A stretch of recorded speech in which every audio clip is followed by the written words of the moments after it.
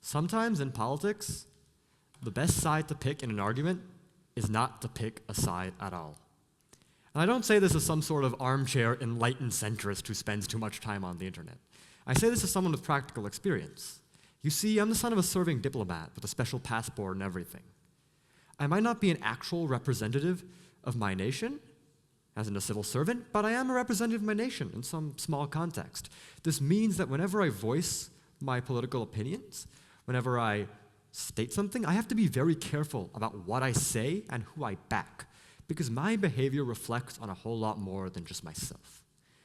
I remember the first time I realized this. I was maybe 10 or 11 years old, and we were posted to Pretoria, lovely city in South Africa. Now, I had barely been introduced to the concept of politics through my social studies class and the internet. And one evening, my father and I were discussing a piece of homework, and the conversation turned to foreign policy, and then to war, and then to a controversial decision that my country had made. Now, I understood maybe 50% of what was being discussed, but I was very happy to be included in this adult talk, and excited to share what conclusions I had developed with my friends. But my father told me to be careful, not to stop speaking, but rather to think about the consequences of revealing my opinions. Would they alienate my audience? Would they gain me more supporters? How would it reflect not just on me or my family, but on my country or my race? You see, to me, there are safer and more dangerous sides to some debates, more useful and less useful ones. And these sides obviously flip issue by issue. So I've wondered often, when practicing politics, how do I stay on the correct side? How do I not trip? 3 ways come to mind. Way number 1 is to just shut myself off in a box away from world affairs. After all, you can't drop the ball if you're not in the game, right? But I can't do that. Logistical impossibilities of doing so aside in such an interconnected era, politics is a part of me that I can't cauterize. So option 2 materializes, which is to hardline one position. Let's say go all in on rapidly showering my country with praise at every turn. But that's not viable either. I'm a patriot, certainly, but I am not an ultranationalist. And simply put, my country doesn't want to be represented by that kind of extremism. So I chose option 3, political non-alignment. And political non-alignment hasn't just been a healthy mindset for me alone. I'm speaking here to convince y'all that it's something that anyone sticking their fingers into the muck of modern politics should adopt. But what is political non-alignment? For one, it's not about perfect centrism or apoliticality. Non-alignment does not, for instance, preclude me from having a position of support for my country's policies. This is because, firstly, non-alignment is more complex than fence-sitting, but also because my country's policies, historically and to the present date, have been one of non-alignment. And indeed, it's the first illustrative example I'm going to use. Now, in 1961, when political alignment with either NATO or Warsaw Pact was a matter of life or death, the Indian Prime Minister, alongside the leader of Yugoslavia, Indonesia, Ghana, and Egypt, founded the Non-Aligned Movement, an intergovernmental organization which today has 120 member states. The point of the NAM wasn't to remain aloof from the politics of the Cold War, but it was to ensure that its member states didn't get swept up in the political, ideological, and cultural division that was developing. Not to prevent its member states from holding strong geopolitical positions, but rather to enable them to hold these strong positions without indoctrination from an external bloc. Even beyond the NAM, my country has historically walked the middle line in terms of foreign policy. We make mutually beneficial deals with the East and the West, and we try to remain cordial with both. That, to me, is the real manifestation of non-alignment. It doesn't mean not having a position, but it means not overcommitting to that position, not getting swept up in the agitation. Non-alignment is fundamentally a strategy of strategic flexibility and independence. And in today's era, it's a very useful strategy to have.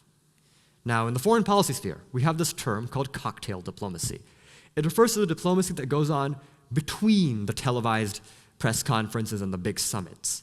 The little information exchanged over drinks or dinner with another delegate, the friendships developed that might later turn into a favor or a point of contact.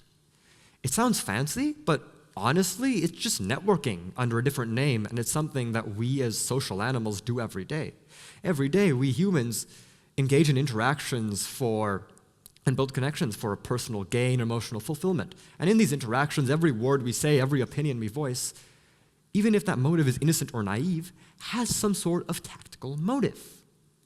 It's hell, cocktail diplomacy is what I'm engaging in right now. Isn't it wonderful for a representative of the Indian government to deliver this talk on political reconciliation? Now, in cocktail diplomacy, which incidentally is the only sphere of diplomacy that I have the most practical hands-on experience in, I found non-alignment spectacularly useful because it lets you talk to everyone. It makes it seem like you're amenable to everyone's opinions, and that if they disagree with you, you're not liable to shut them down. It makes you approachable, and it enables your interactions to come to a lot more of a constructive conclusion because between all parties, there's a genuine sentiment of mutual recognition, respect, and desire for compromise. Not overcommitting to one position also means that you're not blinded by that ideology's principles.